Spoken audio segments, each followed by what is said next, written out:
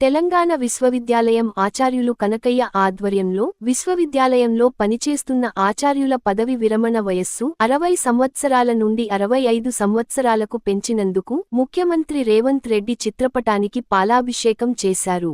ఈ సందర్భంగా ప్రొఫెసర్ కనకయ్య మాట్లాడుతూ, కాంగ్రెస్ పార్టీ విద్యారంగ అభివృద్ధికి కృషి చేస్తుందని, ముఖ్యమంత్రి విశ్వవిద్యాలయాల పట్ల శ్రద్ధ చూపడం అభినందనీయమన్నారు. ఈ కార్యక్రమంలో కంట్రోలర్ ఆచార్య అరుణ, టూటా అధ్యక్షులు డాక్టర్ ఏ పున్నయ్య, ఉపాధ్యక్షులు డాక్టర్ సత్యనారాయణ రెడ్డి, కోశాధికారి డాక్టర్ నాగరాజ్, ఈసీ మెంబర్లు డాక్టర్ జమీల్ అహ్మద్, ఆచార్య Moosa Qureshi, doctor Yellosa, doctor Balakishan, doctor Nagaraj, doctor Sailu, ఆచార్య Vidyavardhini, doctor Gul e Rana, doctor Sampath, doctor Lakshmana Chakravarthi తదితరులు పాల్గొన్నారు.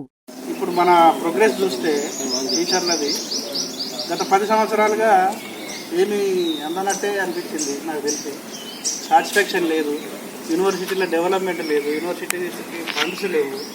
కానీ కాంగ్రెస్ గవర్నమెంట్ వచ్చిన తర్వాత కొంత ఆశావాదం అనేది మనకు ఈ కార్యక్రమం చేయడం ద్వారా నాకు అర్థమవుతున్నది. నిన్న జీవో రావటం, సూపరాన్వేషన్ 60 నుండి 65 పెంచడం కాంగ్రెస్ గవర్నమెంట్ తీసుకున్న అతిపెద్ద గొప్పనైనటువంటి నిర్ణయం.